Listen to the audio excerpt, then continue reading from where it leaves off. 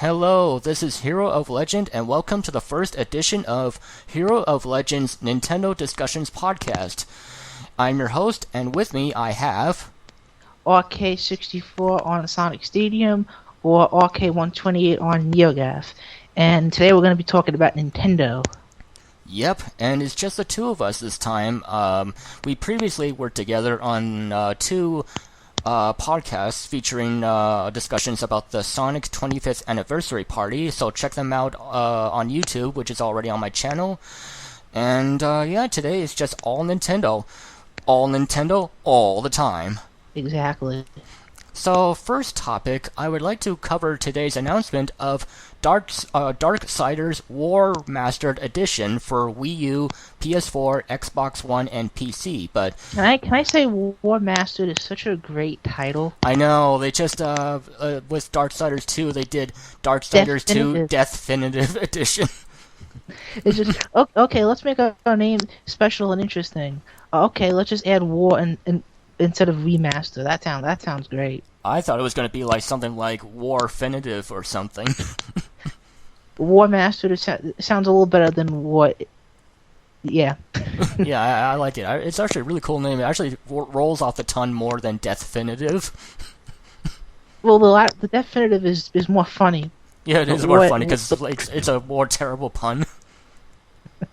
Well, speaking of Darksiders, I'm a big fan of the series, and it's really nice to see that the series is getting remastered treatment on all the systems. And it's also nice that the remaster of the first Darksiders is landing on the Wii U, considering Darksiders 2 was one of the earliest Wii U titles. So now the entire series can be played in one spot for Nintendo owners. Mm-hmm. Like, they didn't put out Darksiders 2 Definitive Edition on Wii U, but we got the vanilla release of Darksiders 2 at the Wii U's launch in 2012 by THQ and Vigil Games, but it was actually developed by THQ Montreal, which I don't remember what else they did, but they were the ones who mostly worked on Darksiders 2 on Wii U.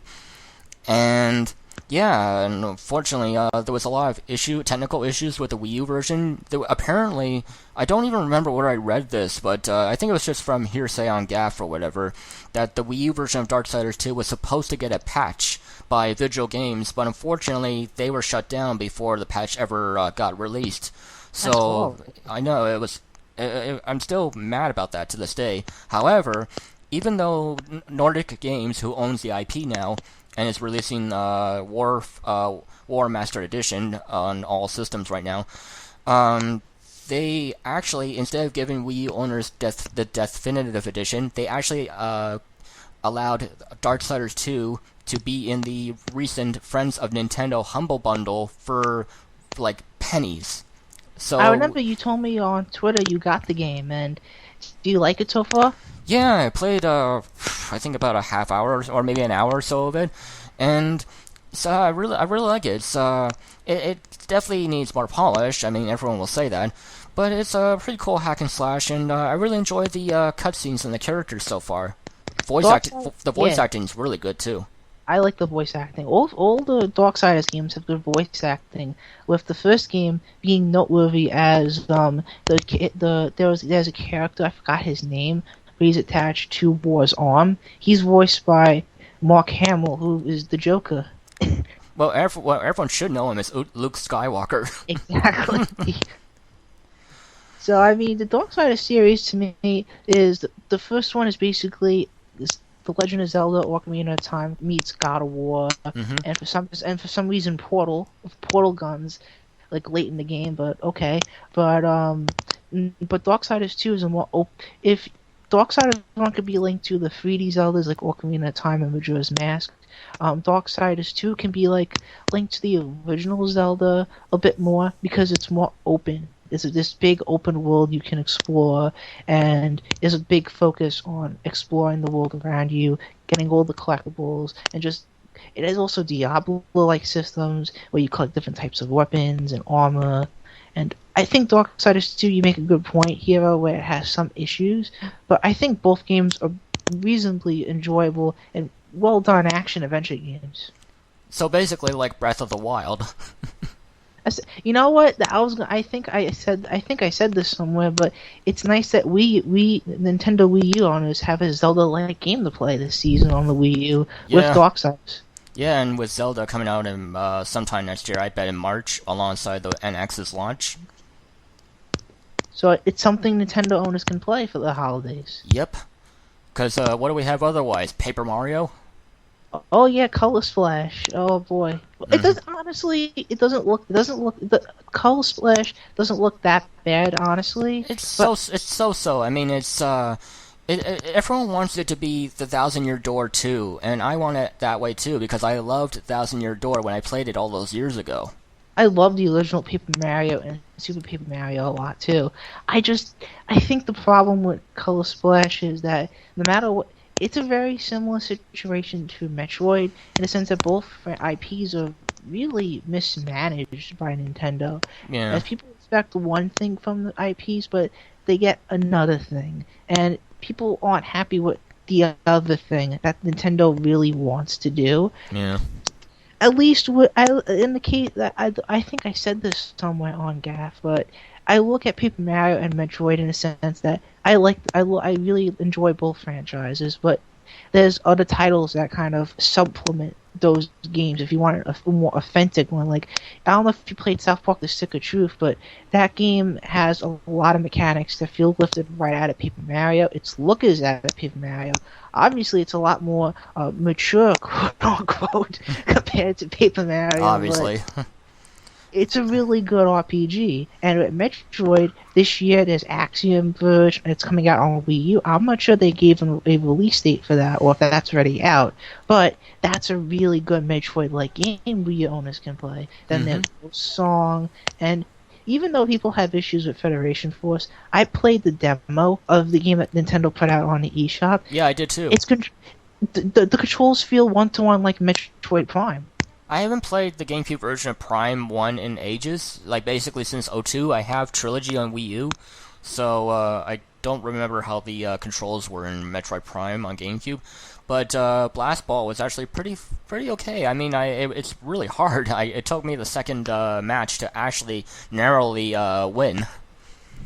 I actually had a bit of an easier time with that, but the thing is, in the GameCube version of the Metroid Prime games, you couldn't aim. You basically was locked, and you were moving around left and right the analog stick, and you held down the shoulder buttons to have more careful shots and aiming. And you have and use the big A button to shoot. You use the B button to jump. You use the X button to go into the morph ball, and you use the Y button to shoot your missiles. And the way the controls work in Federation Force is it's a bit of a blend between the Metroid Prime trilogy on Wii U and the Metroid Prime games on the GameCube. As in Federation Force, you have the A button is the same button like in the console games. You shoot. The B button is to jump. You have a special items bar which you can switch with the touchscreen. And if you hold down, I'm not sure if it's R or L, but if you hold down R, you go on a lock strafe mode. You can move around with the analog stick, but you can tilt the 3DS or 2DS to actually aim around like you would in the Wii version of the Prime trilogy. So control-wise, it feels very, very close to Metroid Prime. The problem is the aesthetics and look, and I think the general design work regarding levels, but we need to play the game first before we can comment. Yeah. More. Well, two things I want to comment on. One, I feel so bad for next level games. They're such a they're like a AAA Nintendo second party team, and they're so talented and make games like Mario Strikers, Punch Out Wii, and Luigi's Mansion Dark Moon. And I have faith that Federation Force will be good. The problem is the Metroid fanbase has been literally at like rabbit in the mouth or something, and just foaming the mouth, just attacking Nintendo and next level games because of how un-Metroid Federation Force looks. And I feel that next level games is caught in the crosshairs, like right in between and all this chaos, and I just feel really bad that they put so much effort into it, and it's just that I'm so afraid that people from the company would have just given up and left the company out of frustration and having broken hearts, Honestly, it's a situation where I'm kind of a bit annoyed with the fan base being so hostile toward Federation Force, but I completely understand the situation. Oh yeah, yeah, because yeah. I can other understand. other M Yeah. other M. The baby, the baby, the You know baby. what? You know what? If we wanted to make a Metroid podcast, I could make an entire. We could go for hours talking about how much issues Other M has, and I could make the retro. If I make a retrospective on Other M, the whole retrospective would be me ragging on the story. But Arcade, wouldn't it be a Metroid spective? that's a good point. The point is, I don't know. I feel bad that with Dark Souls getting so much negativity from the fan base regarding Federation Force, but it's mainly because Nintendo mismanaged the franchise. I can't believe I'm gonna. You know what? This ties into what Sega did recently with the Sonic announcements. They made two games. They're making two games. You have a game for classic fans, and you have a game for modern fans. So outside of adventure fans, no one's left out. Metroid, they have this spin-off. Where's the console game? Hopefully there's one coming to the NX, but we don't know. Yeah, I'm really hoping that they have something like Metroid Prime 4, whether Retro works on it or not. I mean, the problem is, Retro Studios is really, like, don't forget, a huge, like at least 3 of the top tier members of the Metroid Prime staff left in 2007, I think, to form Armature, who are working on Recore with Microsoft and Kenji Inafune. Yeah. And like, how do you can the current Retro Studios actually follow up the trilogy just fine? We don't know that. I think they can make a really good 2D Metroid game, especially after how fantastic their Donkey Kong games have been. You know what? I rather Nintendo put the 2D games on hold and then just finally like spread their wings and just make the just bring all these franchises to the 3D realm for the first time, or even second for DK. Because I would love a 3D Kirby game. Yes, I want a 3D Kirby so bad. Like Air Ride gave us a taste of it, but Yep. I want a full-fledged like open world Kirby or something. Oh man, that would be so cool if we get a 3D Kirby game and we could mix it.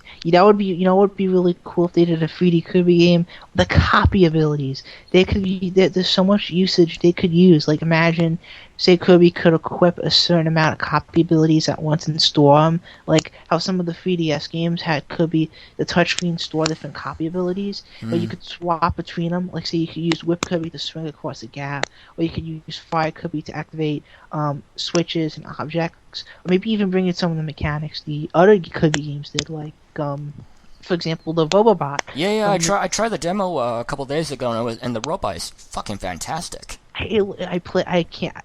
I have to get that game still, but I love what I saw of that. I love the what you call it, Triple Deluxe. That was one of my favorite Kirby games in such a long time. I love how the robot has his own set of copy abilities. So you have you have normal Kirby abilities and the robot abilities. That's just like it's a whole like another layer or dimension to the game. It's just really it's really cool to see all the different abilities you can do. Like I like how Cutter Robobot you could just hold the button and just walk around with a giant buzzsaw or something. Or the fire version where you could spray the flames everywhere. I know. Or the ice one when you could run and you're spinning like a top and freezing everything. Or the jet one where it becomes a little light gun level. I only played the demo at my local store, so I didn't obviously get the... But I saw gameplay some gameplay of the game where it's like a 2D shooting set level. Once Kirby copies the jet ability. Mm-hmm.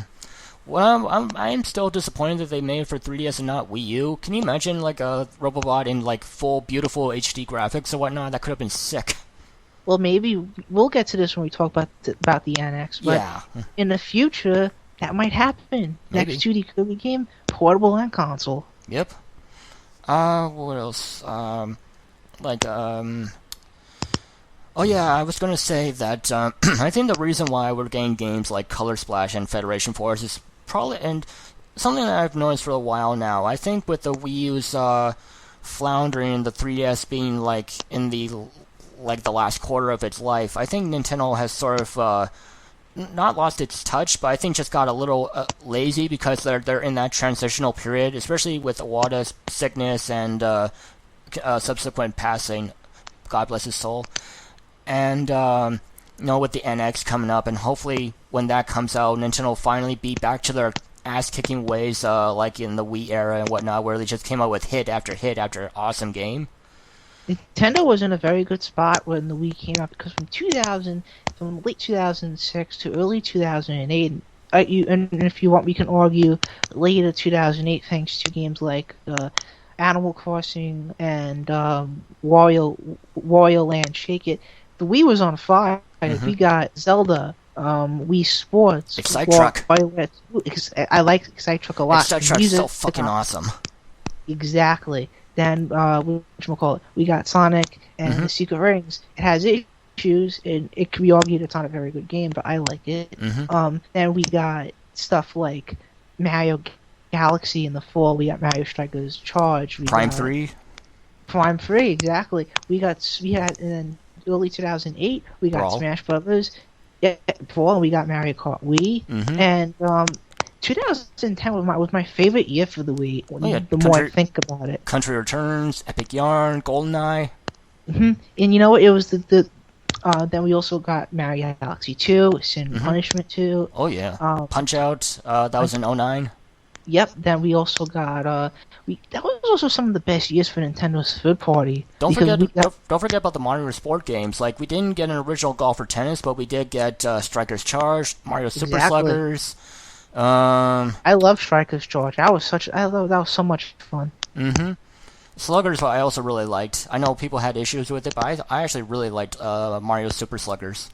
What I like about Super Sluggers, I never owned it, but I played it at a friend's house at one point. What I like about that game is that it has such a large cast to play with. You can play as King fucking K. Rool. Exactly. So you know what? Nintendo really dug into the well of Mario and DK characters for that one. But 2010 was also one of the best third-party support years for the Wii, because we got stuff like Red Steel 2, which was a really good game that many ignored. There's a reason why. They needed to give it a new title. It shouldn't have been Red Steel 2. It should have been an original IP, like a new name. It was a new IP and everything but name. So I think. Then Ubisoft also made the really fantastic Wii version of Forgotten Sands, which was built off the remains of Prince of Persia 2008 too. Yeah, I heard. They should have also given that an original identity instead of just the same box art. The same box art, which is pretty bad. Looks so bland. You know what? 2010 was a good year for Prince of Persia because all those Forgotten Sands games are good. The HD versions were a lot of fun. The PSP version is a really enjoyable 2D Prince of Persia game. The DS game is I never played it, but it looked like a solid sequel to Prince of Persia 2008 DS. And the Wii version was a completely original game, again, built off of the remains of a canceled game. So it was a good year for Prince of Persia. Then we also got Epic Mickey. Yep. You know what? I feel bad. I beat that game 8 times. I loved it so much because I'm a big Disney fan. Oh, you have no idea. I love Disney. It's such a shame that they you know what? The first game had its issues, but I'm more upset of what I wanted to be than what it ended up being. The sequel just outright angers me. A funny thing about the first game, when it was brought to Japan by Nintendo, apparently they adjusted the camera. And I never saw what the differences were, but I heard that was reported that the camera was adjusted. Well, you know what? It could have been just a simple case where they used the camera system they were developing in mind for Epic Mickey 2, and they just kind of ported that to the original game. Maybe. But again, the sequel wasn't announced and released till 2002. Oh my god, 2000. I'm not thinking. Yep, 2012. So who knows? I was just thinking earlier today when someone made a thread on GAF about are the Disney elements in Kingdom Hearts too little or whatever, and I'm thinking I've thought about this for a while, but Nintendo has an ace in the hole in their hands where they can take their relationship with Disney to the highest level and just Mushroom Kingdom Hearts. Not just that, but maybe have Monolith Soft work on a Nintendo and Disney RPG where it's like Kingdom Hearts but without the Square Enix, and it's just Disney and Nintendo, where you, and not just that, but have actual people from the Disney feature animation work on it, so all the Disney elements are true to their original source material, and you don't have these weird songs and like really crummy scripts or whatever, but has real writing and Alan Menken doing the music, and oh my god, Nintendo has such a golden opportunity on their hands. They could really kick Square Enix's ass with a potential game like that. Can I say something? Go ahead. Where can I put money into this? Ditto. But I love Kingdom Hearts, but I would like to call it the anti Kingdom Hearts. Like no, you know what I would like? Yeah, what? I think you hit the nail on the head. You also kind of mentioned this to me with another Sonic RPG last night. Mm-hmm. But I really think Nintendo could work with other companies to get more RPGs out. Yes. Because they're doing this. They're working with Square Enix recently for the Bravely Default series. Mm-hmm. They're helping Square Enix out localize the Dragon Quest series. Yep. To Western markets. I think they could work with Sonic. They could work with Disney and kind of try to make new RPGs using those IPs. Mm-hmm. I don't expect that to happen for a long time, but I think there's an idea there. And if Disney Interactive actually want to really make more games, I think that'll be a big project. One of the big projects they start again. Well, I had another idea. When Disney announced that they were they were canceling Disney Infinity and just basically going to a licensing mode now, I thought that maybe they should license out games to Nintendo, where Nintendo and Heavy Iron Studios, who are basically doing scrap right now because they were doing the Wii U versions of Disney Infinity games. Considering that they were doing Pixar games for THQ for most of their life, they and Nintendo could work together and maybe do NX exclusive games based on Disney and Pixar films. Like, could you imagine a giant open world Zootopia game on the NX or something?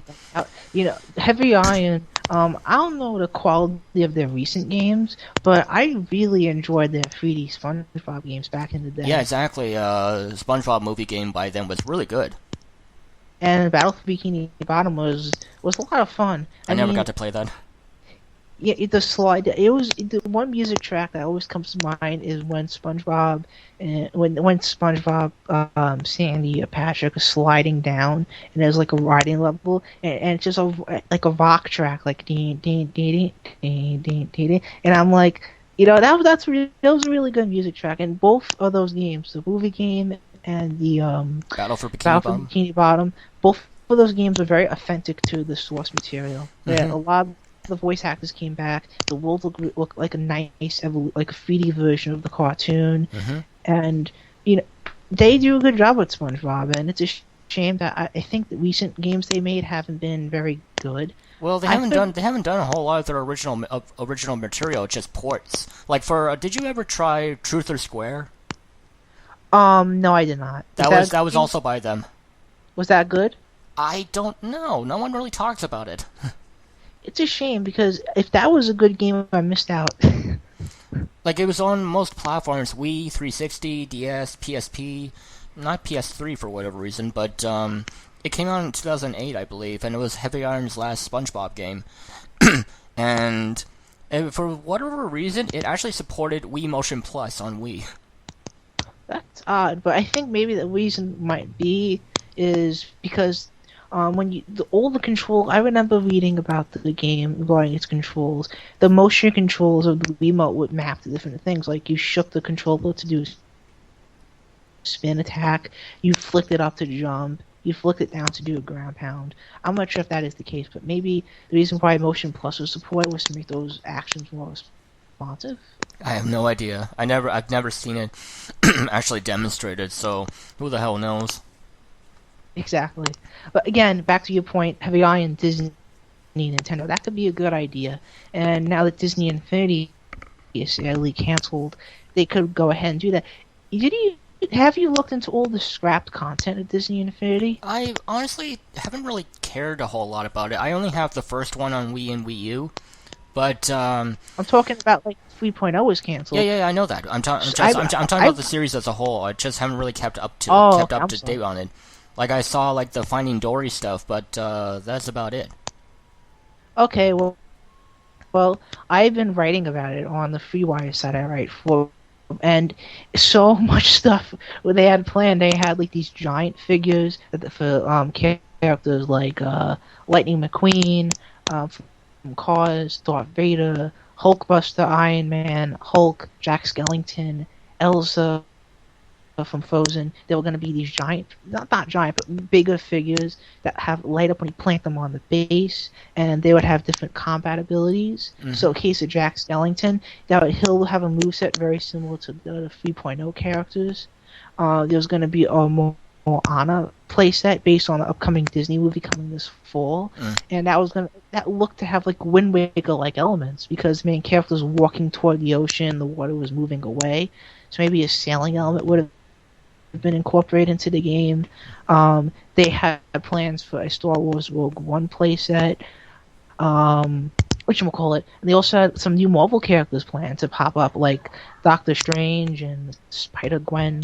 And lastly, they was considering having Avatar, not the Last Airbender or Legend of Korra Avatar, but the James Cameron Avatar, like How's that possible? Since that's not a Disney property. No, the reason why they were considering that was because Disney's making a theme park.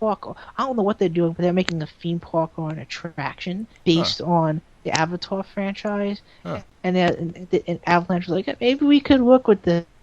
They never really got far outside of concept art, but yeah, a lot of stuff's been popping out of Disney Infinity 3.0 since it got canceled. Check out this Infinity Inquirer because they covered all this stuff. Interesting. Okay, now that the Disney podcast is over, let's move on to more Nintendo stuff. I'm sorry. No worries. Let's see now. I think we covered what have we been playing lately? I've been playing 7th Dragon 3 Code VFD on 3DS, and it's pretty damn cool. Yeah, I played the demo of that when it came out like a few weeks ago.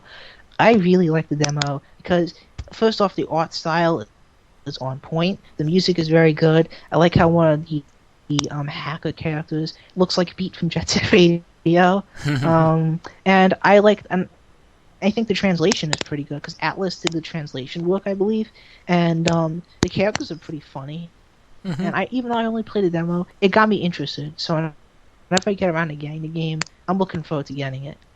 Yeah, it's how do I put it? If you played Etra and Odyssey, it's sort of like that, but like the battles. I got that impression too. Yeah, the battles are very, very similar. The same composer, even Yuzo Koshiro of Ancient Corp, and it's like, I mean, some could call it a slightly generic RPG, but that's just fine with me. It's a turn-based RPG. You know, you got a sort of isometric camera angle overworld, and the battles are in first person, where you see all the enemies in front of you. But when you do attacks, sometimes you'll see your characters in 3D angles, performing special skills or whatever. It's pretty awesome. Like if you just like traditional RPGs where you turn-based RPGs where you hit things and gain experience points and whatever, I highly recommend it. It's very good, and the first print edition of the game includes a 28-page art book. And, you know, it's a really nice art book. It's a soft cover, but it's a really very polished, really colorful-looking art book. You get to see all the different monsters, all the different characters you can choose from, and whatnot. The demo is really nice. You get a few bonus items at the end if you transfer the save file to the full game. I don't know if you have to beat the demo to get the items, but I think you do. You have to beat the demo. When I beat the demo, I got a message saying you can play through the demo again, but if you unlock some items when you buy the full game. Just a warning though, the demo is like an hour or two long, so I played the demo. I played the whole demo and I loved it. Yeah, it's also really long, like I said. So be prepared for it. You'll probably need to put in like two play sessions to get through the demo. I think Fully, yeah, unless you really want to sit down and go through the whole thing at once. But it is long, so just a I warning. liked the demo. I thought it was really fun. I did too, but I already had it pre-ordered and everything, so I just wanted to make sure I got the bonus content or whatever. The bonus content is like an experience increaser, like for one character, an SP increaser for one character. I think it's just SP is like a skill point currency. Yeah, And, I think that's what it is. and you get a couple like little charms or whatever. I don't know exactly what they are, but or you also get some bonus money or something, or whatever it is. But I don't think it's anything anything you won't miss or anything you'll miss or something if you don't play the demo for it. But it's nice to have just in case you need it. It reminds me of what Square Enix and Nintendo does with the Bravely Default games. Like when you beat the demos, which are basically little mini full games, you can carry over some items and abilities over to the full game. Yeah, and also the character creation for the game in the demo, you have choices of 3 out of 4 preset characters, but when you transfer your profile over to the full game, you can actually then customize the characters as if you were starting a new game or whatever. But for me, I just kept the default ones because I like them so much. Cool. I love the hacker guy because he look. I said it already, but he looks just like Pete from Jet Set Radio, and I really like that game. You know what? I'm really sour that they never brought Jet Set Radio HD to Wii U. I'm surprised, like Blitworks, who did the HD ports, have been doing Wii U games, and I'm sure they would have done it if Sega allowed it. But You know what I think? What I think happened was they were commissioned to make. Sony asked them, "Hey, we want to sell a PlayStation Plus subscription, and we launching it for the Vita. Sega, would you mind bringing your console game over to the Vita?" And they're like, "Okay, hey, Bitworks, make a Vita version of Jet Set Radio." yeah, but And I'm like, "All right, the Vita version."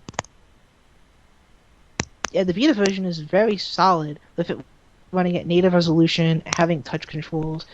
I think it would have been really cool if that came to the Wii U because having touch controls with the gamepad for all the graffiti stuff would be pretty cool. Mm-hmm. Also, it came out on Xbox 360, I believe. So it came out on all other systems, but it just never came out on Wii U for whatever reason. And I believe it came out not long before the system launched. So, like a 2 month later port wouldn't have been a bad thing at all. So I don't. No, I think it would have worked. Yeah, even now, if they put out Jet Set Radio HD on the Wii U eShop, I'm sure people would go nuts and buy it. You know what? That would be a pretty smart idea. Like Sega could bring over a bunch of their other ports, like Sonic Adventure DX, Sonic Adventure 2 HD, Jet Set Radio, Nights into Dreams HD. Exactly. Because Nintendo isn't having much this holiday. Exactly. Bank on that. Have sell all your stuff to Nintendo owners. Exactly. But I think the main reason why they didn't do that is because they probably got most of their sales on the other consoles and figured, hey, we're happy with this. Let's move on to the next thing. So who knows? Well, if they brought Sonic Adventure 1 over, they would need to really give it some improvements because from what I've heard and seen, I actually have it on PS3. It actually is only at 480p. It's not actually in HD, and it's only in 4:3 also with borders on both sides of the screen. So it's a really lazy port. The problem, also, the port has some issues where I could be wrong with this, but I remember reading somewhere Sega based it on the original Japanese release of Sonic Adventure. So I could be dead wrong. But I don't know about that because it looks identical otherwise to the GameCube version, and actually it's probably most specifically based on the PC version of DX that came out alongside the GameCube version. How do I know this? If you look at the water, it looks identical to the PC version and not the GameCube version. Well, that's good to hear because I was looking for a reason to find why it's more buggy on the PS3 than the GameCube because I swear the PlayStation 3 version is more buggy than the GameCube. I think it's buggy as well because there's this weird stuttering effect or whatever when I play the game that I never had on the GameCube version. Like it would just sort of a frame would stutter or something every few seconds. It was really jarring. And also Emerald Coast, you know, like when you're about to run for the big loop-de-loop, there's like this gap when Sonic runs. If you just let go of the analog stick before you get to the boost pad, Sonic falls right in between the level geometry. Oh, he falls through geometry in the GameCube version as well. Like when, I think it is before the loop-de-loop. You're probably the exact same area. Like after you hit the spring and you go through the gate or whatever, and you go through that hill with the walls or whatever. I've had Sonic fall through the geometry there almost numerous times in the GameCube version. So I think it's the exact same thing you're thinking of. But there's then if they ever release Sonic Adventure again, they actually have to sit down and like, okay, we have to go back to this game and make sure everything is more polished, because people already people online already kind of assume Sonic Adventure is a bad game. Well, so if it's experience all the glitches again, yeah, that's just more fuel. The thing is, Sonic Adventure is a very no matter what platform it's on, it is very glitchy.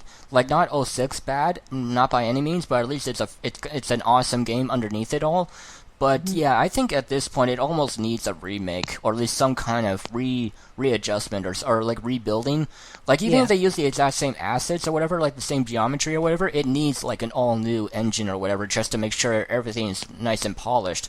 And and actually, I would love to see a true HD version update to the original Dreamcast version with the same geometry or whatever, because the GameCube version completely redid all the textures or whatever, and some people prefer the original style. Yeah. So I kind of like to see that, like an actual. That would be cool. And like Sonic Adventure 2 Battle was a less, like a more subtle upgrade on GameCube. Like they added some weather effects, they added like higher polygon counts to the models and whatnot. The characters have a darker shading to them too, I believe. Yeah, but one effect that was removed was a self-shadowing effect, if I recall. If you look at screenshots of the Dreamcast version, you'll notice that there's some shadowing on the characters' bodies that are not in the GameCube version, which is weird because if you look at Star Fox Adventures, that has some of the best shadowing I've ever seen in a video game. Even like basically PS3 and 360 kind of shadowing, like Star Fox Adventures holds up beautifully regarding its presentation. I swear, if you look at the boss battle with that giant dragon bug-like thing, the shadowing that goes on in that scenery and the models look almost like PS3 360-esque. Like Rare had some voodoo magic in that machine, and that was just a near launch title. Rare, you know what? Rare has every single game almost every game they make. They really do a great job with the visuals. Even the Kinect Sports games, even though they're not the games people wanted from them, they look really nice. And Nuts and Bolts, that game is one of the better looking 360 games. Same with Viva Pinata. So whenever system they are on, they really push the hardware. Like I stand today that Conker's Bad Fur Day almost looks like a Dreamcast game. Yeah, which version are you talking about? The N64 original. Yeah, if they like upgrade like the resolution a little bit, I completely agree with you. I actually think they could have gone away with making Conker a GameCube launch title, maybe not at the expense of the N64 original, but maybe like just a 480p, maybe widescreen upgrade or something. Because obviously, if they had to rebuild it, it would have probably been released after the buyout or something, which would have been pointless anyways. But just a simple port with maybe like they did with Ocarina of Time and Master Quest on GameCube or something. Like at least we could have actually played fucking Conker on the Wii if we had a GameCube disc with it. Yeah, that would be pretty cool. I was really hoping that Star Fox Adventures would have gotten a new play control release on Wii, but who would have done it? You know what? I could imagine, maybe the Zelda team, not the Zelda team, but who did maybe Camelot, because they did the new play control version of Mario Power Tennis, I believe. Well, it makes sense because they developed it, they made the game in the first place. But the funny thing is, you mentioned Camelot. Camelot wants to make Donkey Kong 64 too. I remember that. I would love that, honestly. So do I. I mean, Camelot really. They were the first ones to ever put Diddy Kong in a non-rare game in Mario Golf Toadstool Tour. Yeah, so I think that would be a pretty good fit. Well, maybe Retro can kind of help out because they already have a lot of experience with Donkey Kong. Well, I'll tell you what Retro should be doing: helping Monster Games make Diddy Kong Racing 2. I swear there's rumors online somewhere. Yes, that and said, that's exactly what I'm talking about. Monster Games was rumored since 2012 to be making Diddy Kong Racing 2 for Wii U and now for NX, but now with Monster Games being sidetracked and making that NASCAR game for PS4 and Xbox One, I'm not so sure anymore. However, maybe their work on the game is finished and like all the design work or whatever is done by them, and they just hand it off to Retro to rebuild it from the ground up for the NX, and maybe they'll just join them and just make sure everything's all up to snuff on the NX. Because Monster Games is really tiny. I hear they're like 20 people big, where Retro is like 100 or so people large. So Retro Studios can definitely handle the coding or whatever, the programming for the NX. Like to finish it on NX, and Monster Games could just oversee the project and make sure all the design work they did lives on in the final product. So Monster Games probably doesn't need to be actively working on the game if it even exists. So I don't know what is going on between them and the NASCAR people in terms of like if they're just doing this one game or it's a multi-year agreement where they have to make a bunch of NASCAR games now, which is really. well, I think I'm sorry to cut you off, but no worries.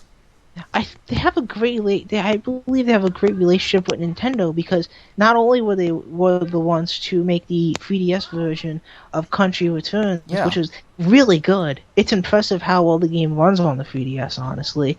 But they also helped out with Tropical Freeze. Exactly, and in addition to that, they was able to bring Xenoblade Chronicles to the 3DS. The new 3DS, Yeah, this giant RPG they were able to bring to the 3DS, and even if I remember reading somewhere that if you have a homebrewed 3DS, you can play Xenoblade on the original 3DS, but it would run at like a very low frame rate. They were able to squeeze so much performance out of the new 3DS to get this massive open world JRPG on the 3DS. Mm-hmm. They're a really talented studio, and I wouldn't be surprised if their work on Diddy Kong Racing 2 is done already. Like you said, they laid all the groundwork, they laid all the core ideas, the concepts, and now Retro Studios, who has been free since early 2014, I believe anyway, to work on this as a side project in addition to whatever big project they have in the works for the NX. Mm-hmm. The funny thing is, I remember when the first rumors came up of Diddy Kong Racing 2 was like December 2012. This was before Donkey Kong Country Returns 3D was ever unveiled. And so you have Monster Games being rumored to work on Diddy Kong Racing 2, then all of a sudden they're confirmed to be working on Donkey Kong Country Returns 3D. Does that not sound weird to you? It sounds weird because like you said, they're a small studio. So no, I'm talking about the whole coincidental of it. Like they were rumored to be working on a DK game, and then all of a sudden they're working on like one DK game, and then all of a sudden they're working on another. Like either someone knew they were working on Country Returns 3D and they just threw us for a loop, or Diddy Kong Racing 2 definitely did or does exist. I think in some cases we could kind of imagine that if Diddy Kong Racing 2 does exist and the rumor is true, then their work on Country Returns 3D was a test, quote unquote, to see how they could work with the Donkey Kong IP. And after seeing how well that port turned out, Nintendo could be like, okay, now you're officially approved to work on this, and Retro Studios oversees the production, but they needed some help with the Wii to get a Wii U game out in time, which we'll call it Tropical Freeze. Mm-hmm. So they're like, we need your help. Put your Diddy Kong Racing 2 project on hold. We need you guys' help on this. They're like, okay. They help them out. Then after Tropical Freeze releases, they get back to making the racing game. Retro oversees the development, and also, interesting enough, Retro worked on a number of retro tracks and one track in Mario Kart 7. Yeah, I know. They have racing experience. Exactly. But the thing is, one, it's been rumored that some like Monster Games used assets from Diddy Kong Racing 2 in Tropical Freeze, but I don't know which. And two, apparently they were working on Diddy Kong Racing 2 ever since like 07, and apparently Excite Bots was a reworked version of Diddy Kong Racing 2 on Wii. That's why you have the animal vehicles, because they were repurposed animal buddy vehicles from Diddy Kong Racing 2. That's interesting. I guess we can kind of talk about the NX now, because this is we're basically at the halfway mark if we're going to make this an hour and a half. Exactly. I was just thinking also we should move on to the main topic. Halfway through the video, halfway through the podcast. You know what? We're talking about Nintendo. You know what? It's called Nintendo discussion. We're on point. Exactly. Anyways, I guess now we'll just talk about the new NX rumors that apparently Eurogamer a couple days ago.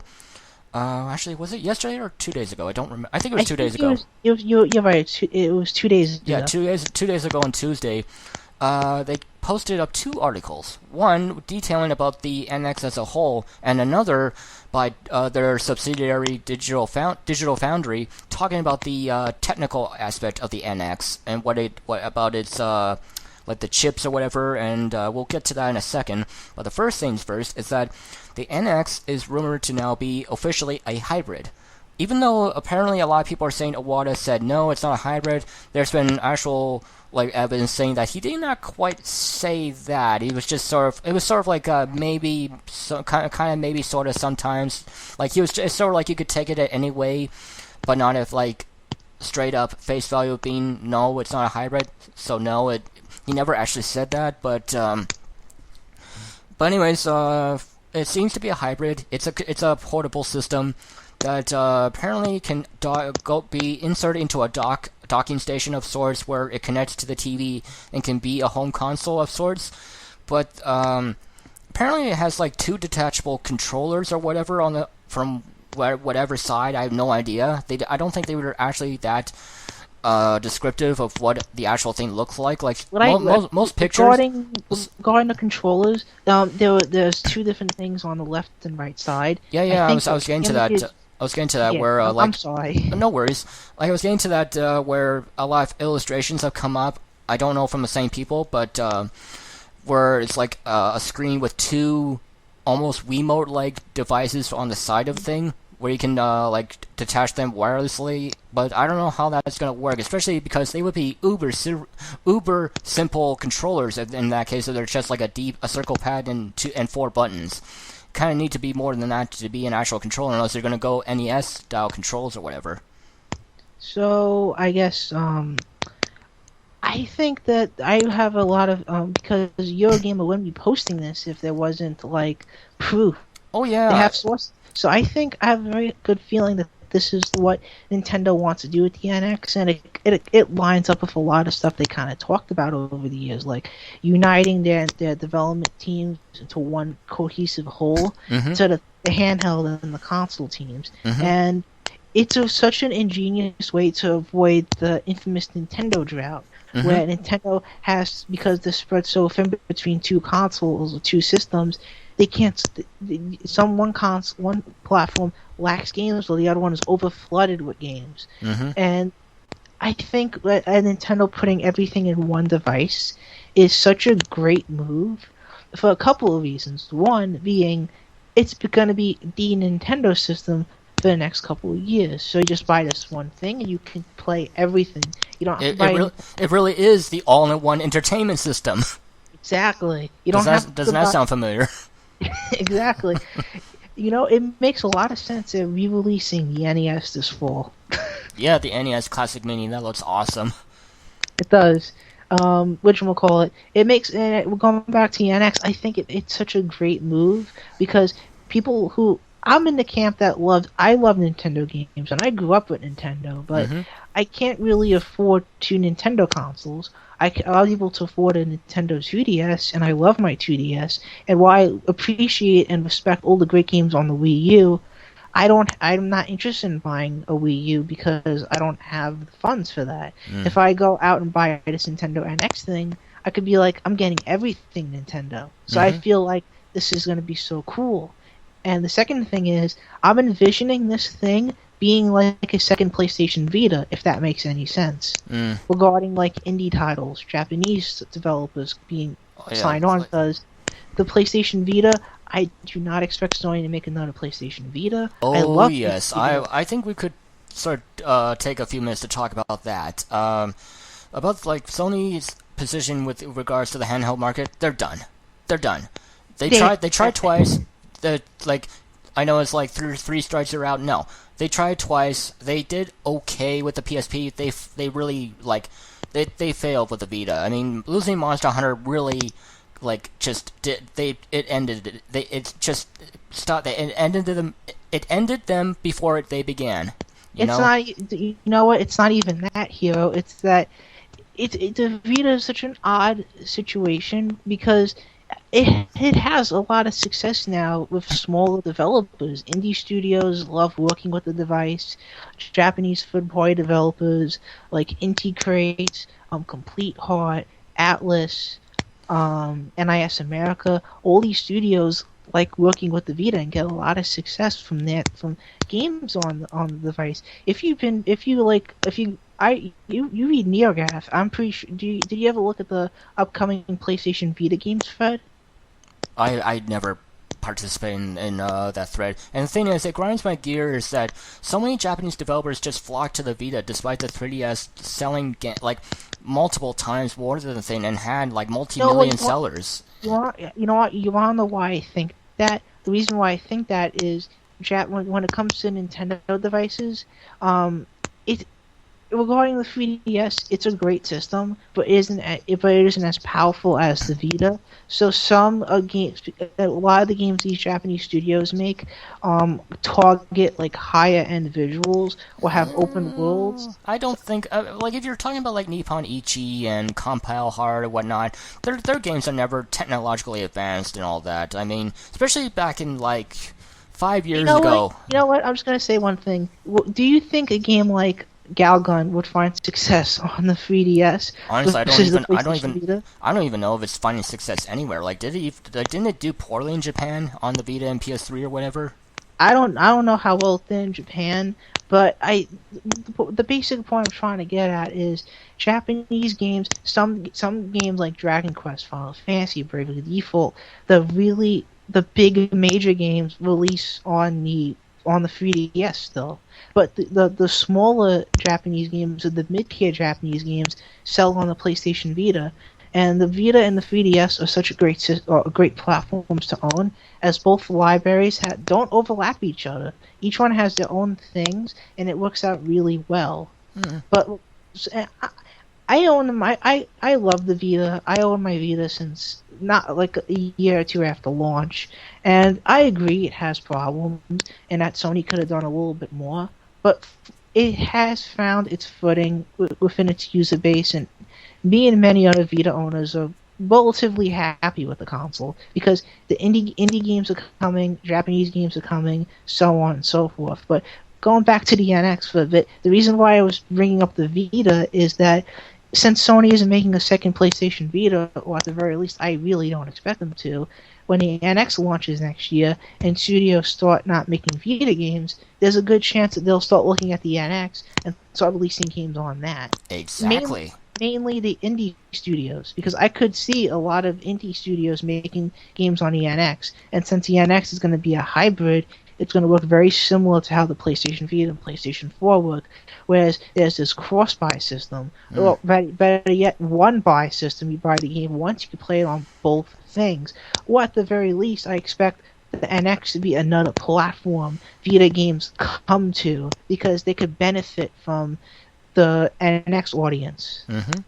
We actually have a small bit of evidence, or at least it's like official kind of evidence that points to the Vita developers starting to migrate over to the NX already. Nippon Ichi actually put in their latest financial release a few months ago, saying that they're evaluating development on the NX and PlayStation VR. So, and this is a company that has, by and large, almost basically been 99.9% exclusive to Sony. So the fact they're already looking to NX development, I think is a really good sign. Also, Tecmo Koei has interest in NX development. Sega has interest in NX development. But those guys have been working with Nintendo for a number of years. But Nippon Ichi has been basically like all over Sony, and Nintendo barely gets any scraps from them. So I just think it's a really good sign if they're at least evaluating an NX development.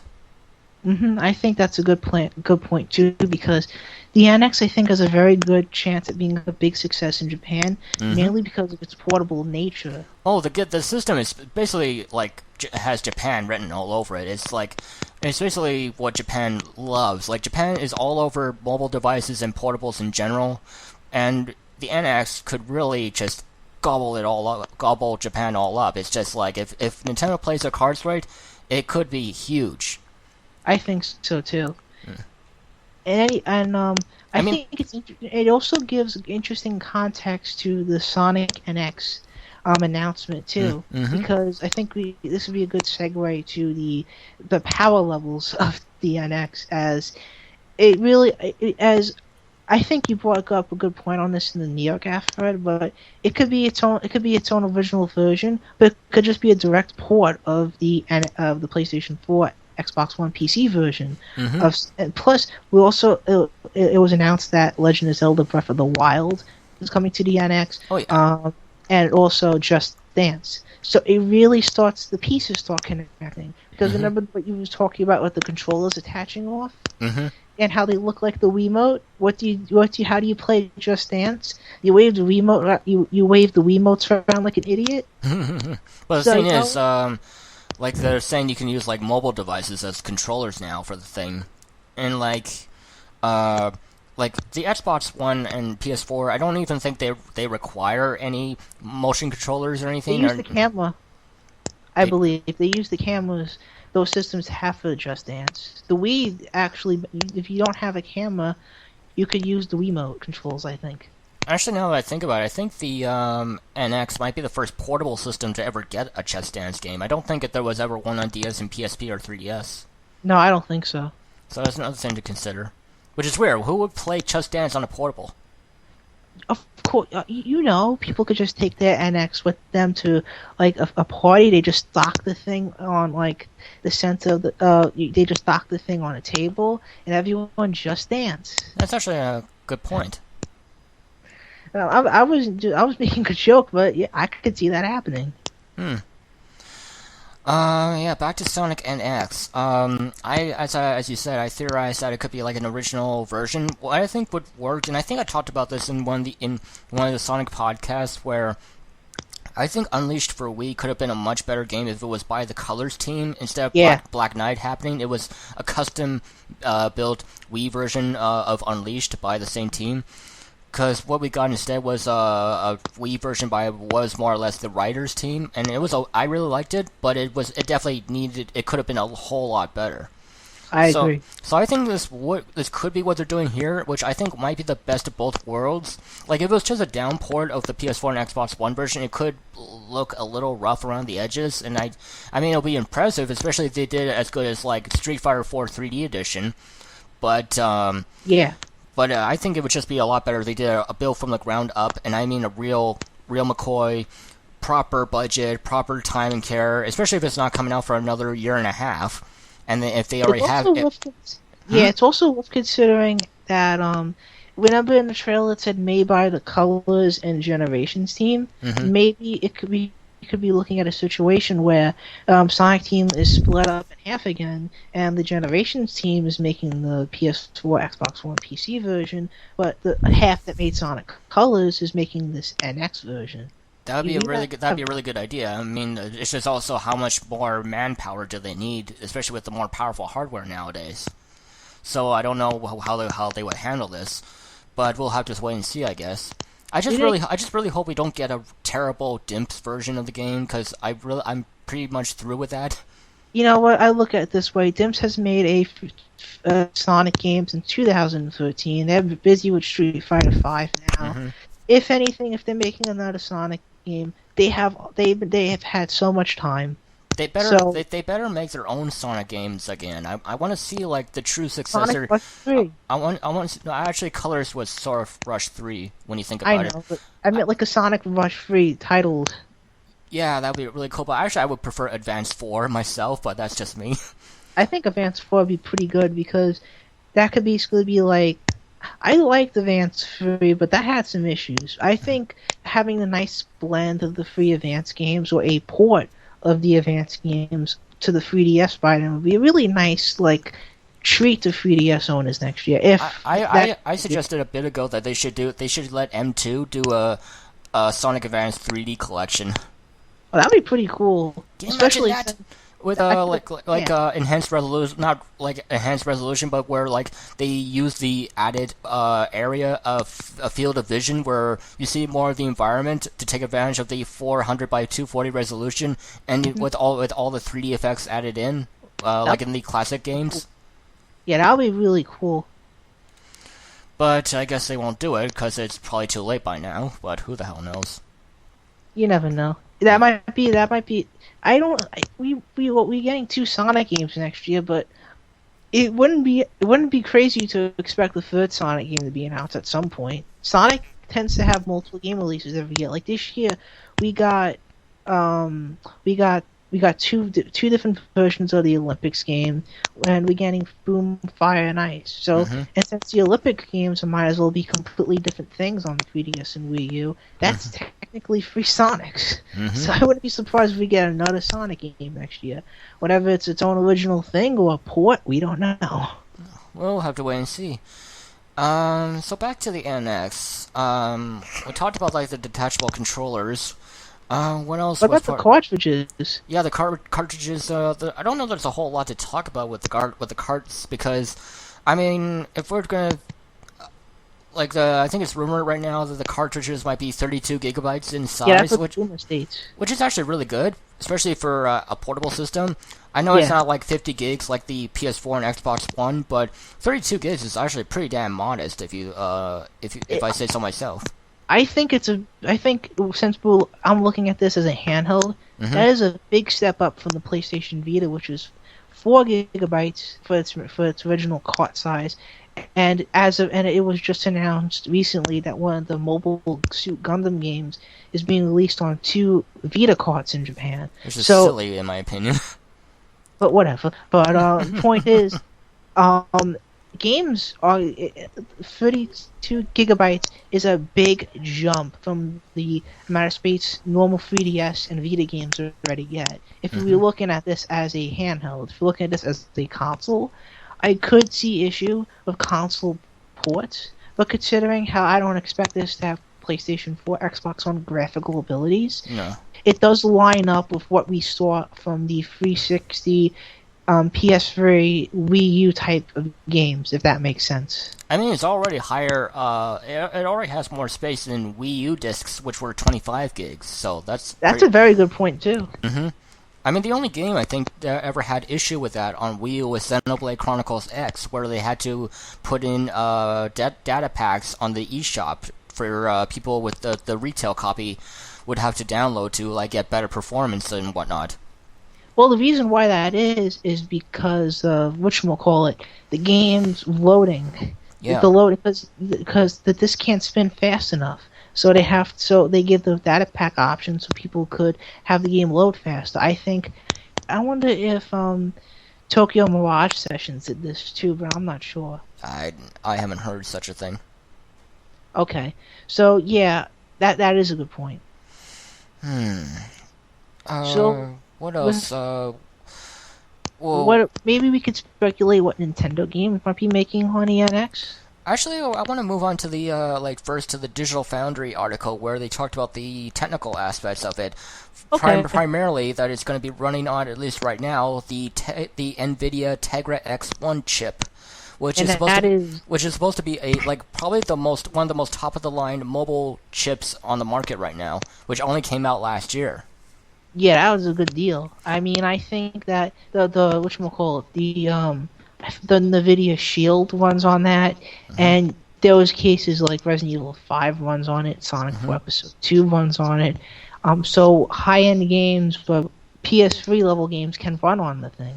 Yeah, not just not just that level, but better. Like Doom 3 BFG Edition or whatever it was called actually has better performance on the NVIDIA Shield than on PS3 and 360. Wow, that's impressive. Yeah, like Doom 3 is like 720p and 30 frames on PS3 and 360, but 1080p and 60 frames on the Nvidia Shield. Well, you know what? It's software. They're wizards when it comes to technology, so that could just be them Oh doing yeah, a great but job. also, But but I also, agree with you. yeah, also the apparently it does indeed fully feature Unreal 4 support, I think. Because I saw a video where the Elemental demo of Unreal 4 was running on it, so that's basically covered. So I mean, it basically means that most current gen games with a bit of work could run on the NX if developers put the effort into it. One rumor was that the NX could easily handle PS4 and Xbox One ports, but we haven't exactly seen a real example of that yet. We don't know where Sonic stands on that. No, because if, like we talked about, it could be its own original version, like in the past. Mm-hmm. But at the very least, we can expect Wii U level, or a little bit better than Wii U level games, because again, Breath of the Wild was confirmed to run, is confirmed for the NX. Oh yeah, but I think if it gets to like a solid in between Wii U and like Xbox One, or even closer to Xbox One, this thing could be one of the best devices released for its time on the market. I mean, you're talking about going from a 3DS to the NX, which is like how do I put it? Like something between Wii and 360, all the way to basically pre-Xbox One in power.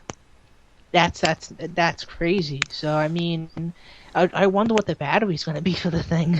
The thing is, apparently the X1 does require a cooling unit and a fan or whatever, which is basically unheard of for a portable. So what might happen is, well, one of the things that Digital Foundry is speculating is that they'll instead opt for the newer X2 chip, which is supposed to be even more powerful but more power efficient, and might not require so much cooling. But what they could do is, when it's docked into the docking station and played on the TV, whereas the chip will be underclocked to run properly on a portable. When connected to the docking station, it'll run overclocked and be more powerful and lead to like higher resolutions or whatever, which could be a really cool idea.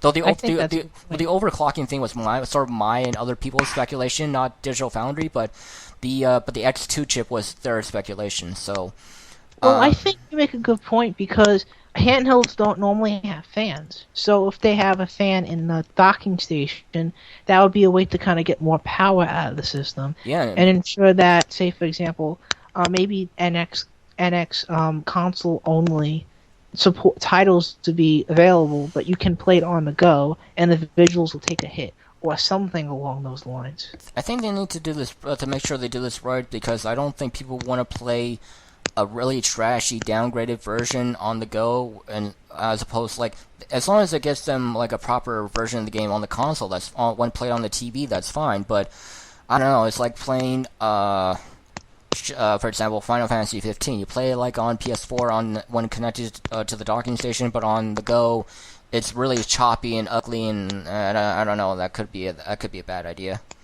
It'll be very interesting to see how Nintendo handles all this, because we don't know what games are coming. We don't know what support the NX is going to get from third parties outside of maybe indies and small developers or smaller Japanese developers. In addition to some long-time supporters like Sega, Capcom, Tecmo Koei. Mm-hmm. So it's really hard to pinpoint what the NX is going to even get in terms of third-party support. But that's the thing. I'm viewing the NX more as this really fun handheld rather than a new Nintendo console, if that makes any sense. Speaking of Capcom, I actually had the idea, brought back an idea that Monster Hunter Generations G could be a new, could be an NX launch title. Because for 2 generations in a row, on Wii U, just on Wii U specifically, launched with Monster Hunter 3 Ultimate on HD, and came out in North America at the same time as the 3DS version in March 2013.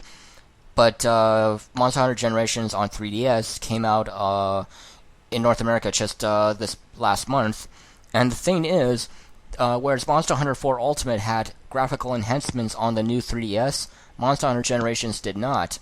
So I'm wondering is if they're holding back on those enhancements for a potential NX version of the game with with all new features or whatever for the NX's launch, and maybe we'll bring that over to North America as well.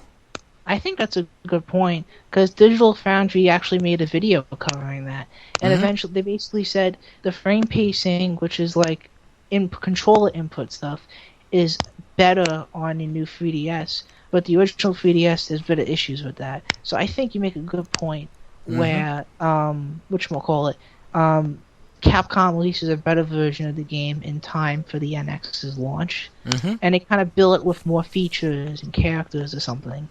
Yeah, and all this will culminate in Monster Hunter 5 being an NX exclusive. Can you imagine that? It'll help it. They'll definitely do a lot to sell it in Japan.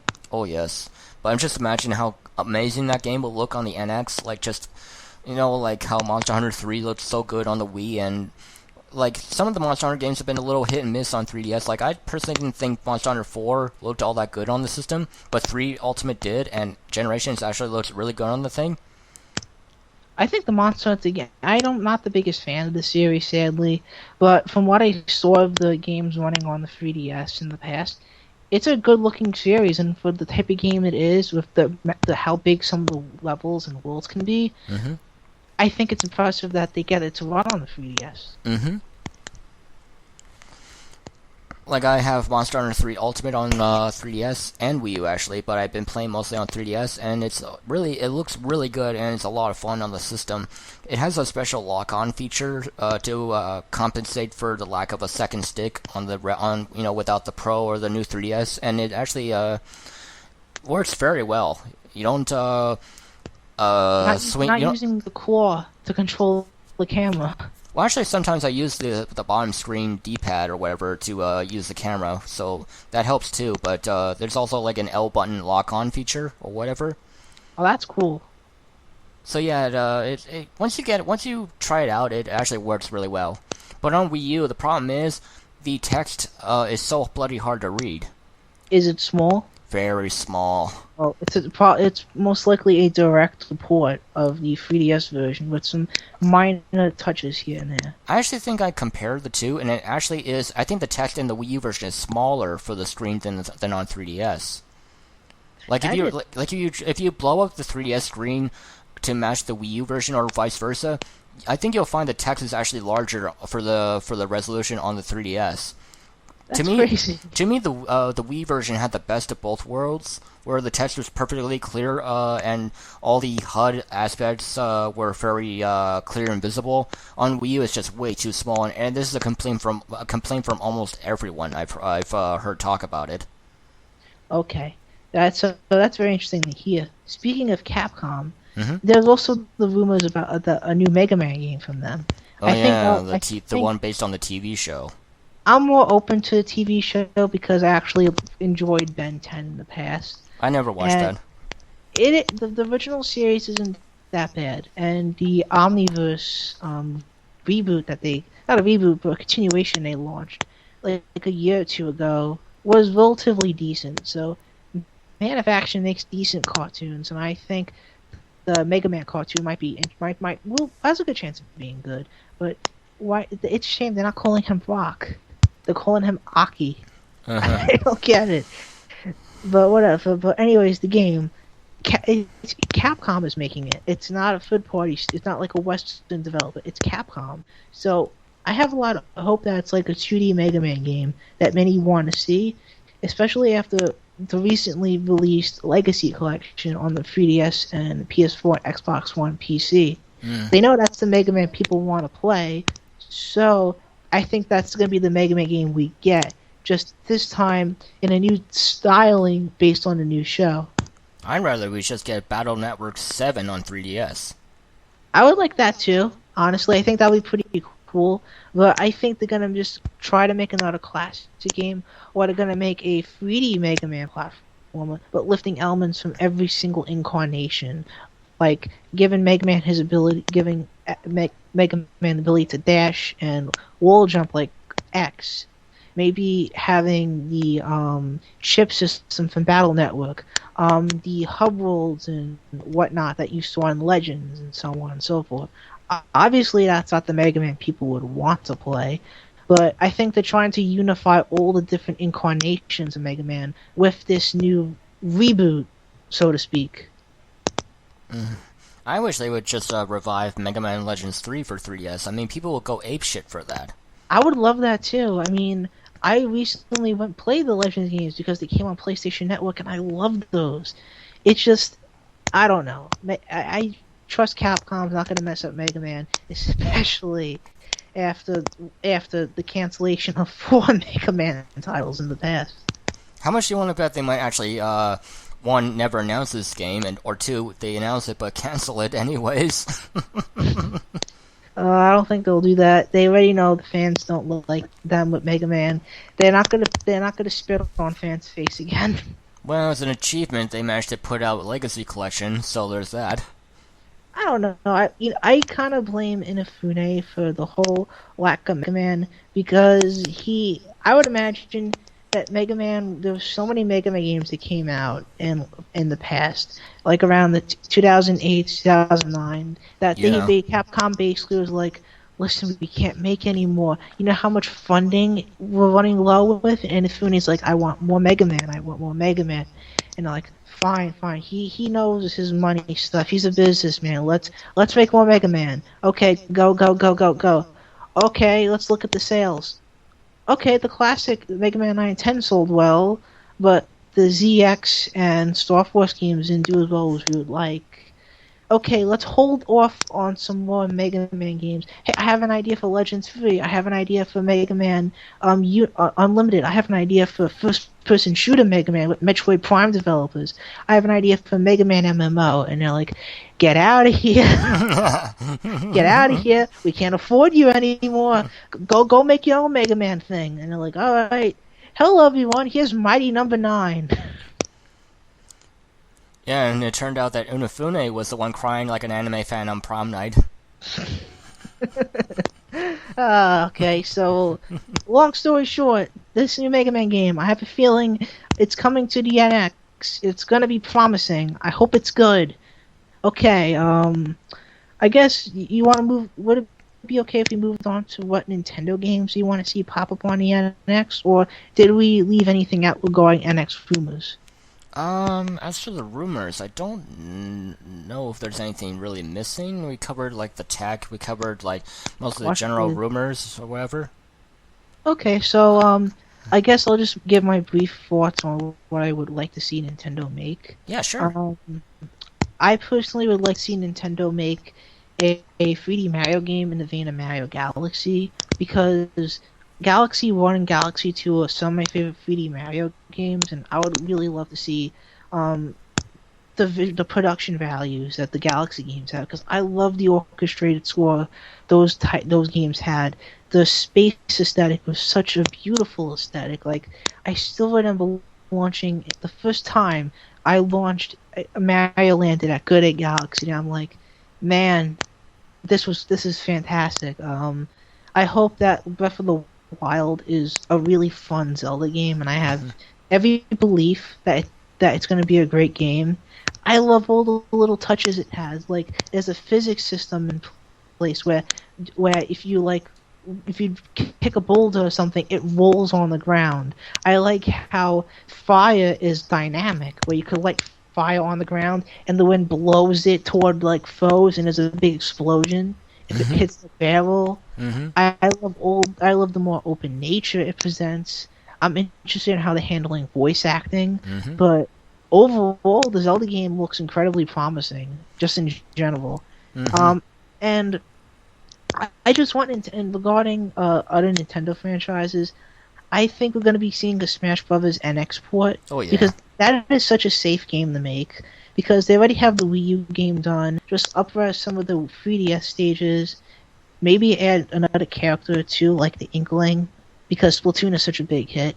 And an Ice Climbers, because that's already done. They just couldn't put a 3DS version. Yep. And I don't know if you think this might happen, but do you think we'll get a Mario Kart 8 port, or do you think we'll just get a new Mario Kart game? I think we'll just make Mario Kart 9.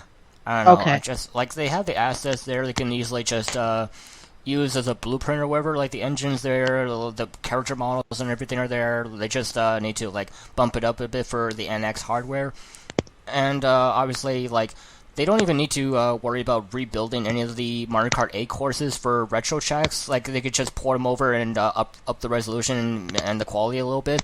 But as for brand new tracks, I don't know. But it feels like they got like at least a quarter of Mario Kart 9 already done. If the DLC it being a big example of that, with it being amazing. I think if they make a new Mario Kart game, it's going to take elements from Smash Brothers, and we'll see more Nintendo characters pop up, but not too many because they still want it to be called Mario Kart. Yeah.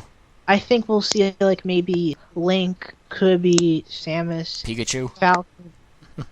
If the Pokemon Company says it. I've always wanted to see Pikachu in a Mario Kart game. That'll be insane. Like maybe at least 7 Nintendo characters, with some of them already being included in Mario Kart 8 with the DLC. So I think we'll get a new Mario Kart game too. I just wanted to see what you would think about Mario Kart 8 Remastered, because that way they can have a racing game set for launch with very little issue. But we don't know if they've been making this ever since Mario Kart 8 came out. Well, for whether it's a Mario Kart 8 remaster or Mario Kart 9, they need to have Diddy Kong in it. Even if Diddy Kong Racing 2 exists, I don't like the idea that Diddy Kong cannot be in Mario Kart also. So they definitely should make sure that he's in Mario Kart 9 with or without Diddy Kong Racing 2. And also, I think we all know who should be in Mario Kart: Sonic.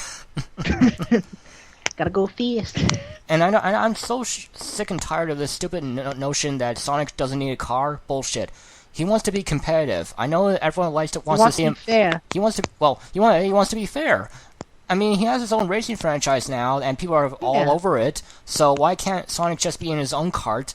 And maybe he could be the fastest racer in the game, by a little bit or something. But yeah. Hey, you know what? You don't even have to give him like the underwater scuba suit, not the scuba suit, the propeller, and the which we'll call it the glider. Have his car transform. That's actually a cool idea. If they do sort of bring in elements from All-Star Racing Transformed. Yeah, that way Sonic sees all the other characters having these things pop out, and he's like, I don't need to worry about that. Clicks a button, his car turns into a plane. My car could turn into a friggin' plane.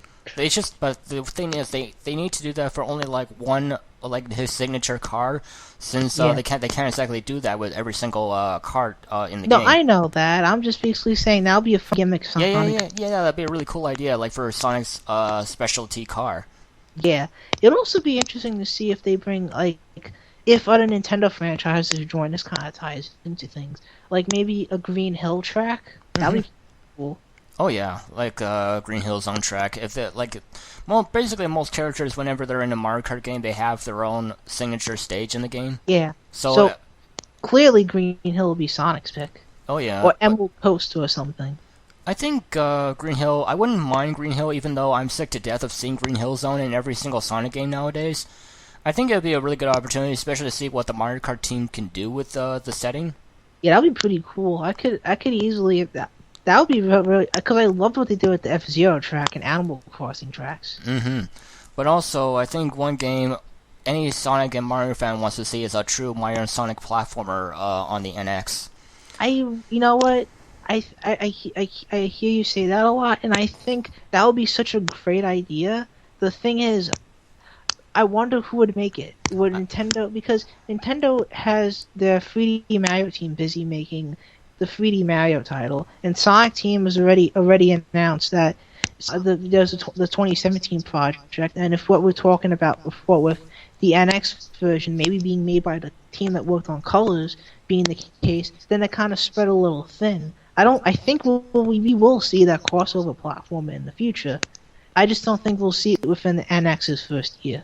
Well, there's two options. One, they do get EPD Tokyo and Sonic Team to co-develop it, or Nintendo doesn't really need Sonic Team when they could just recruit RZest and Prope and Hirokazu Yasuhara to work on bring the Sonic portion of the team on board. I mean, those are all three of the creators, because now Toshima is in charge of RZest and Yuji Naka is in charge of Prope.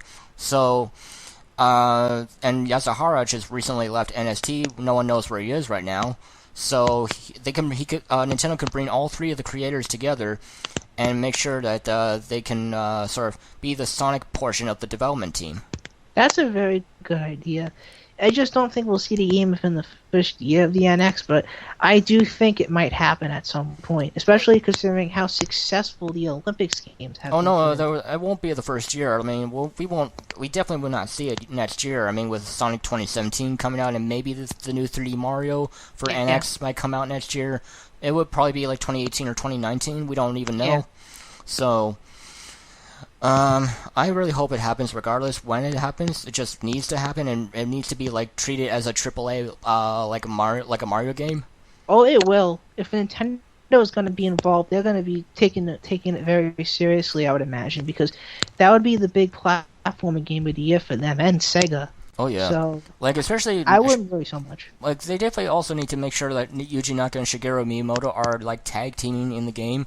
Because they may, even though people argue that Miyamoto and even Yuji Naka have lost their touch over the years, I think they would have rejuvenated passion if they really were to take full charge of bringing their true greatness from their yesteryears into this game.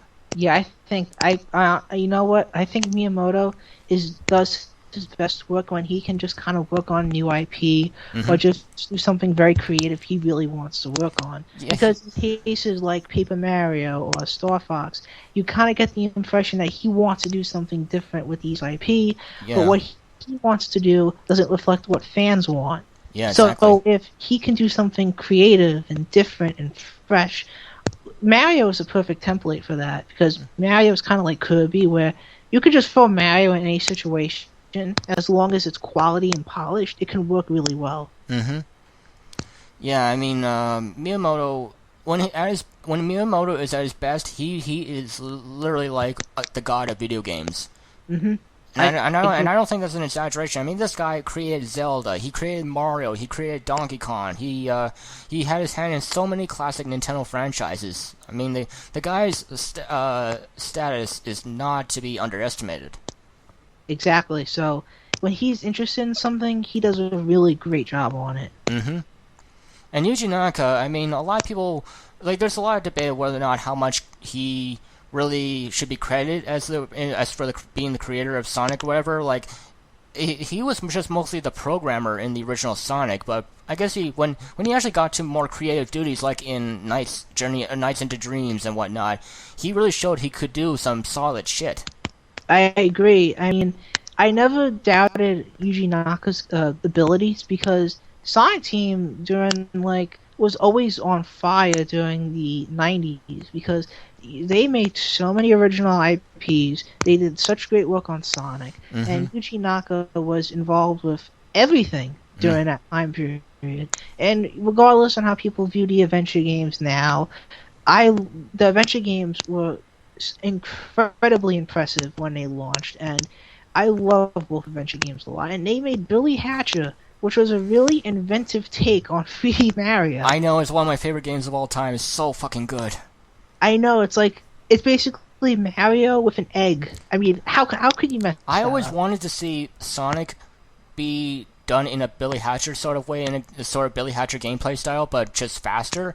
So it's sort of like SA1, but more open world and more puzzle oriented. I think it could work so fucking well. Yeah. Actually, I said this in my retrospective on that game. I said it's like Sonic Adventure 1.5. Because it really feels like Sonic Team took the lessons they learned on Sonic Adventure and Sonic Adventure 2 and made a really great game with Billy Hatcher. I like to think Heroes and Billy Hatcher are the two halves of Sonic Adventure 3 we never got.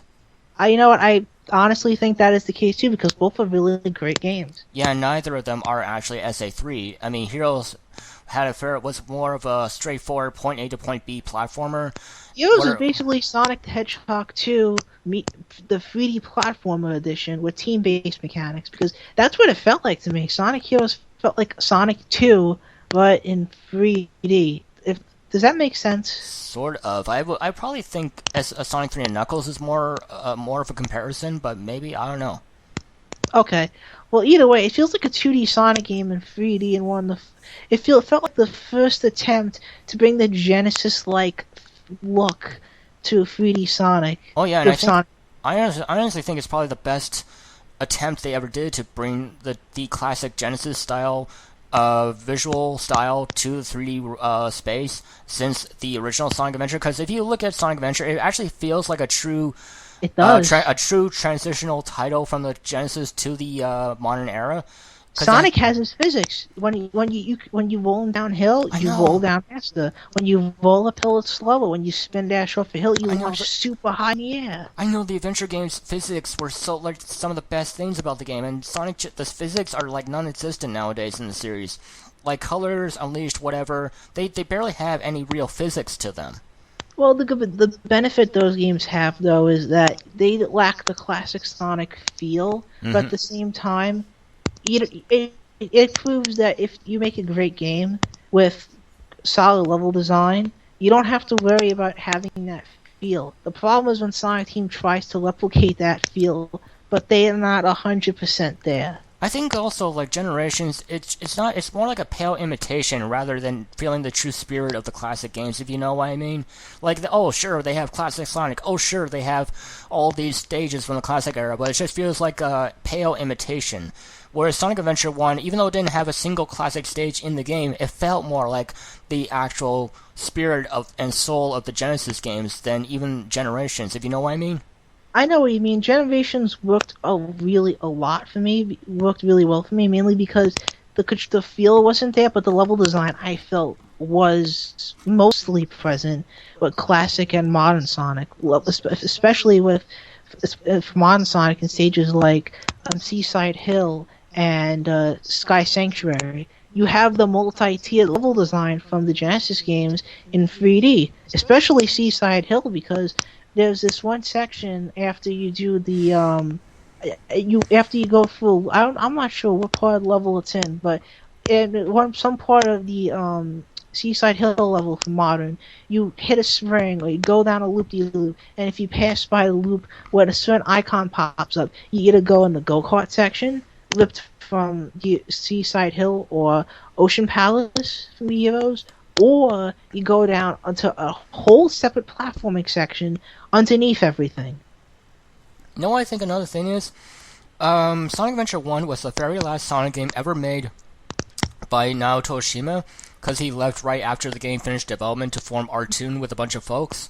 And Yuji Naka, as we know, left in 2006, and Generations didn't have any involvement from any of his creators. Like, for whatever reason, Yasuhara did not work on Sonic Adventure at all. He left Sonic Team after that Floygen Brothers game, whatever it was, with he worked on with Visual Concepts. Yeah. And yeah, I think the creators had a lot of the soul of the franchise with them, and not just the creators, but a lot of the art team as well from SA1 went to join Artoon. And most, like, Artoon is basically 99% lives on as Arzest. And I don't know if you caught this article or thread of mine on Gaff, but Arzest worked on Mario and Sonic at the Rio Olympics 3DS, which means it's the very first game that Naoto Oshima has worked on with Sonic in it since Sonic Adventure 1. That's interesting. I remember reading that. I felt so it's nice seeing them work on Sonic again, even if it's in a minigame collection. And with Nintendo. It took Nintendo to make this happen. I think Nintendo probably didn't think about that initially, but they felt that since they did good work with Yoshi's Island, new Yoshi's Island, despite the horrible music that game had, they probably felt, we like this team, let's give them more work, let's give them the Sonic minigame collection. They probably didn't think in their head, oh, some Sonic creators are here, they would really like this job. Who knows? I like to think they were fully aware of what they were doing. What I've always wanted was to see Arzest actually make their own Sonic game for 3DS or something, or even Wii U. I mean, they still can on NX, and even better if they get Pro Pay on it. Whether or not Yasuhara is on board, I have no idea. But at least they have two actual ex-Sonic Team developers formed by the creators of Sonic. Put them together, and it just would... They could probably outdo Sonic Team, I bet. It'll be interesting to see what the result would be. So I agree that it would be cool to see. So regarding So to talk about more NX stuff, I think it'll be One last thing. Speaking of okay. Arzest, remember Naoto Shima worked on Terra Battle and made those original characters Do Not Steal? Oh Remember, yeah, I remember that. I cannot believe how Sonic Adventure 1-esque that artwork is, especially of It the not, is. especially of the not Sonic, which apparently, believe it or not, is called Knack the Hedgehog. Oh boy, that just works on so many levels. I think what happened was, and after some research, I think I was able to confirm, or at least get a lot of evidence towards this, that apparently in SA1, the 2D artwork was not actually by Yuji Ukawa, who does all the 2D artwork nowadays. It was actually by, what was his name? Manabu Kusunoge, or Kusunoki, who was an ex-Sega veteran who actually worked on games like, who basically joined Artoon alongside Oshima. And and I think is at Arzest, he just hasn't been credited in any of their major games.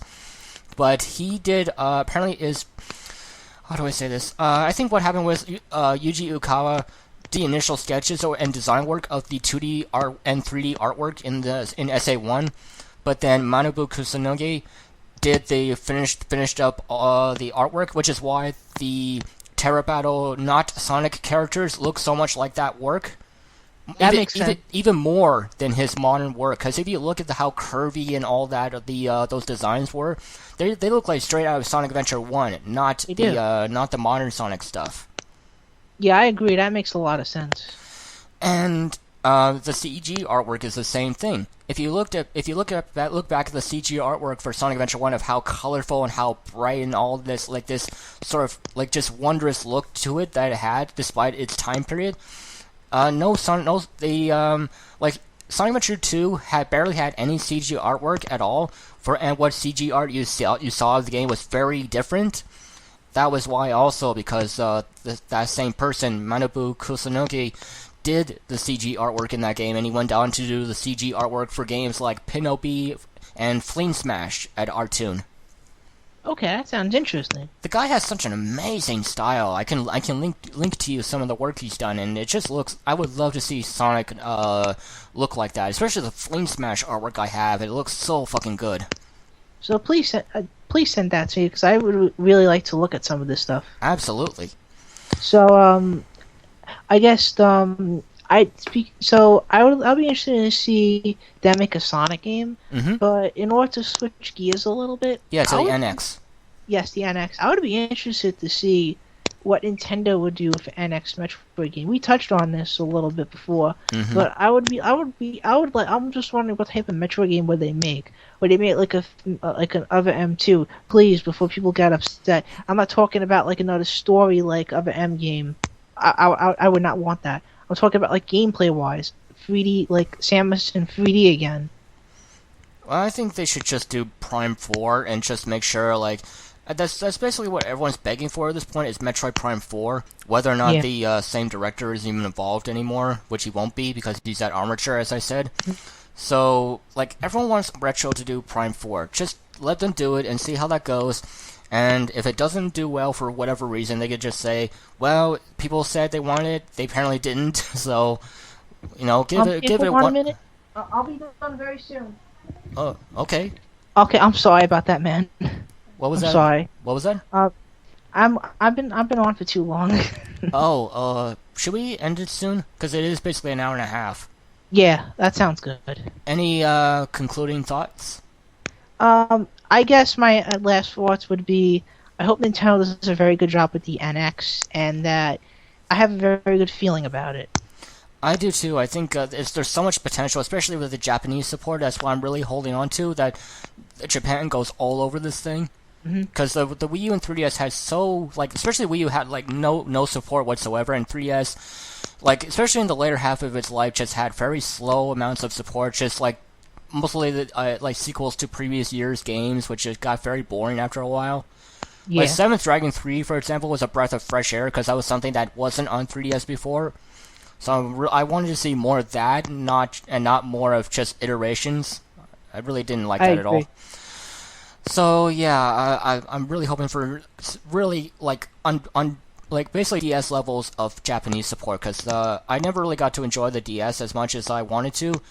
So, yeah, hopefully, hope for the best, and yeah, I'm really looking forward to seeing what Nintendo themselves do on it, like bringing all their major franchises, like platformer franchises, to 3D for the first time or second time with DK. I want to see a 3D Kirby, I want to see a 3D Yoshi, I want to see a 3D DK, etc. Yep. Like, just put the 2D stuff on hold, or just do it later on. But do new things with the franchises. Like Tropical Freeze, Yoshi's Woolly World, as cool as that was, and all that. That was not really needed. I mean, Yoshi, I guess, yeah, because we haven't had a console Yoshi in so long, but Tropical Freeze was like one of the things that everyone did not want. Like, you saw on Gaff how they exploded when that got announced. Like, the Retro's working on fucking Donkey Kong. Oh man, people are just not happy with anything. Like, I was really disappointed when Tropical Freeze was announced, because, I mean, if it was a 3D DK, great, but it was another 2D DK game, and I wasn't exactly all over Returns either, so, I mean, that's just me. I loved Returns, but I had some issues with it, mainly the Rocket Barrel stages. I hated those, but it was nice to see Tropical Freeze be a really great game. Mm-hmm. Yeah, and David Wise got to come back for it, and as great as some of his tracks were, I don't think they really held up to his like Country 1 and 2 stuff, if I'm honest. I think select tracks do, but the soundtrack as a whole is one of his better works, but not some of his best stuff. I mean, he's not perfect. Apparently, like, his Country 3 GBA stuff was pretty bad. Well, I think they have to redo the whole soundtrack. Yeah, they did, because apparently Evelyn Fisher did the original game's soundtrack, but they couldn't work the audio into the GBA for whatever reason, so David Wise had to completely redo it all by himself, and it was a lot of it was hit and miss. So, well, it's probably it was a last minute thing, right? Yeah, I think so. I don't know. I'll have to look up those interviews again. But anyways, yeah, I guess I'll do for this episode of Hero of Legends Nintendo Discussions Podcast. I'm your host, Hero of Legend, and I would like to just say thank you very much, RK64, for joining me this time again. No problem. It was a lot of fun. Mm-hmm. We'll do another episode, maybe when something else comes up. I'm not planning. September, when it's rumored that the NX is actually going to be officially. Oh yes, I promise you, we'll do a reactions podcast of when the NX is unveiled. I'm just not sure if it'll be just the two of us or more. Probably more, because I'm sure a lot of people, or at least a few more folks, will definitely want to chip in and share their opinions of what the thing will actually be.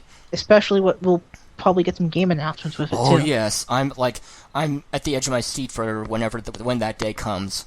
Me too, man. I'm looking forward to it. Definitely. All right. So, anyways, thank you very much for tuning in, and I hope you really enjoy what me and RK64 had to say about the NX rumors and just about Nintendo in general. Thank you very much, and we'll both see you next time. Thank you very much. Bye bye. Have a great day, folks.